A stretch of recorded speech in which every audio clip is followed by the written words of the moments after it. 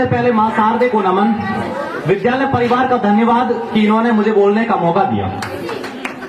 आज 12वीं कक्षा का विद्यालय का विदाई समारोह है। 12वीं कक्षा इस विद्यालय की सबसे उच्चतम क्लास है और जब घर का बड़ा बेटा घर से बाहर निकलता है या कमाने जाता है तो दर्द सबको होता है, पर हमें एक उम्मीद होती है, हमें एक आशा होती है कि वो कुछ आगे जाकर बड़ा करेगा, कुछ उन्नति को प्राप्त करेगा।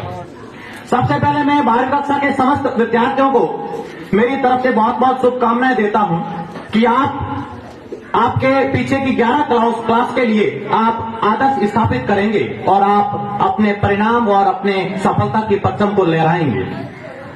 और विद्यालय परिवार के शिक्षकों के बारे में मैं कहना चाहूंगा, इन्होंने पूरे वर्ष भरसक प्रयास किया है, आपको मिट्टी को सोना करने की भरसक कोशिश की है। एक समाज में भ्रांति है कि शिक्षक होना कितना सरल है। मैंने लिखा है कि शिक्षक होना सरल नहीं है, शिक्षक समाज का सर्वश्रेष्ठ पथ प्रदर्शक होता है। शिक्षक होना सरल नहीं, मिट्टी को सोना कर पाना सरल नहीं है, इसीलिए तो शिक्षक होना सरल नहीं है, इसीलिए तो शिक्षक होना सरल नहीं है। गंगा सा पावन होकर बहना पड़ता है, गंगा सा पावन होकर बहना पड़ता है, अंधियारों में जुगनू बनकर चमकना पड़ता है, अंधियारों में जुगनू बनकर चमकना पड़ता है। भट्टी बन खुद लोहे सा गलना पड़ता है, भट्टी बन खुद लोहे सा गलना पड़ता है, आदर्श नियम नैतिकता में ढलकर चलना पड़ता है, आदर्श नियम नैतिकता में ढलकर चलना पड़ता है। ये सब करके प्यार लुटाना सरल नहीं है, ये सब करके प्यार लुटाना सरल नहीं है, इसीलिए तो शिक्षक होना सरल नहीं है, मिट्टी को सोना कर पाना सरल नहीं है। समस्त शिक्षकों को बहुत बहुत धन्यवाद। मुझे नहीं लगता कि आप मुझे अच्छे से जानते होंगे। मैं आपके 1 किलोमीटर नजदीक राजकीय प्राथमिक विद्यालय विष्णु की ढाणी तुलेसर पुरोहितान में नव नियुक्त शिक्षक हूं। मेरी उम्मीद ये रहती है कि प्राथमिक कक्षाओं के बच्चों को, क्योंकि प्राथमिक कक्षाओं के बच्चों को स्थिर करना, उनको मजबूत करना अपने मकान की नींव को मजबूत करने जैसा है। हम आपके विद्यालय के ये मेरे समस्त स्टाफ साथी भी है, मैं इनसे भी अनुरोध करूंगा कि आप 1 से प्राथमिक और उच्च प्राथमिक कक्षाओं में इतना विशेष ध्यान दीजिए कि आगे माध्यमिक और उच्च माध्यमिक में खुद समझ पैदा कर लें कि आगे जिंदगी में क्या करना है और क्या नहीं। अब आप इस विद्यालय जीवन को अलविदा कह रहे हैं। मुझे नहीं लगता कि आप में से कोई भी विद्यार्थी छात्र जीवन को अलविदा कहेगा। छात्र जीवन, मुझे लगता है कि एक इंसान अपनी जिंदगी भर में छात्र बना रहता है और मैं भी छात्र हूं। आप हो सकता है शहर में पढ़े या गांव में, पर आपको किसी और से उम्मीद हो या न हो, आपके मां बाबा को आपसे बहुत ज्यादा उम्मीद है कि आप एक दिन सब कुछ बदल दो। मुझे नहीं लगता कि ऐसे किसी के मां बाप भी होंगे जो कहेंगे बेटा पढ़ मत।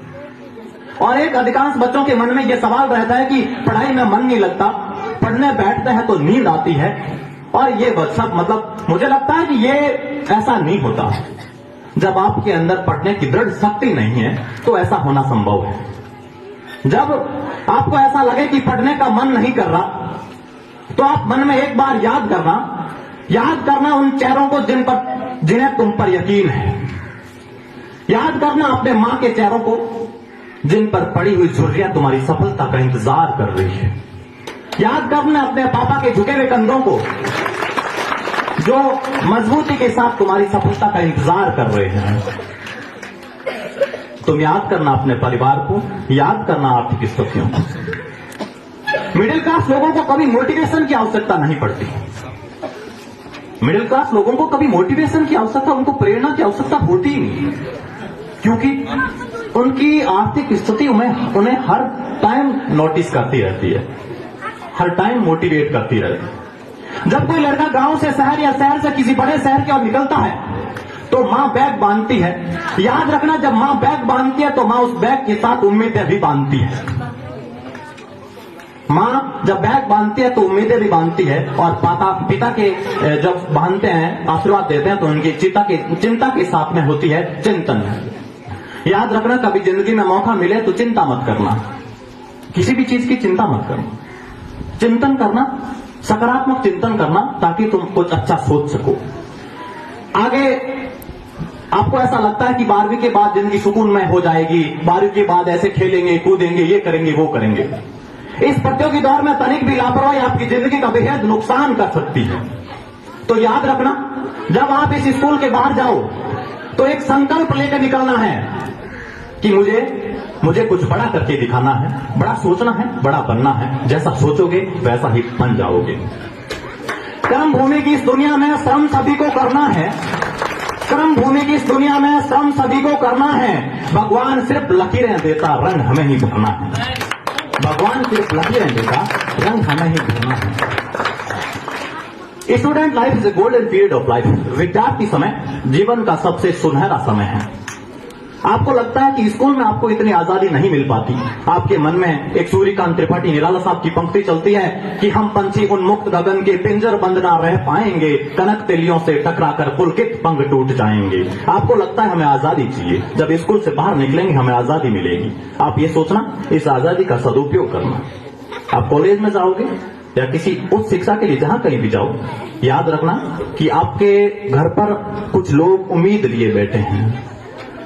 लोगों को खुशी हो या न हो, जिस दिन आप सफल हो जाओगे ना, उस दिन आपके माँ बाबा बहुत खुश हो।